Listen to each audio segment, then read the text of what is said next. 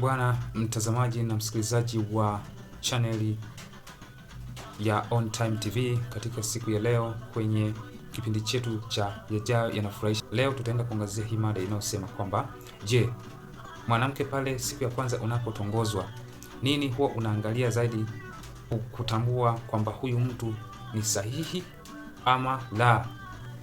Leo hii mada inahusiana wadada zaidi waweze kuparticipate vizuri, naweza kutoa maoni yao. Je, huwa wanaangalia nini kwa pale mara ya kwanza mwanaume anapomapproach, mwanaume anapomtaka kimahusiano, huwa wanaangalia nini kuweza kudetermine kwamba huyu mtu ni sahihi au sio sahihi?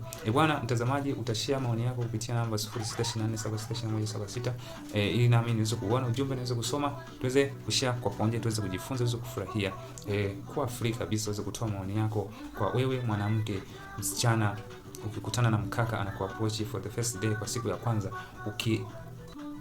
huwa unaangalia nini kuweza kudetermine kwamba huyu mtu ni sahihi, mtu anafaa, huyu mtu ananifaa au hanifai.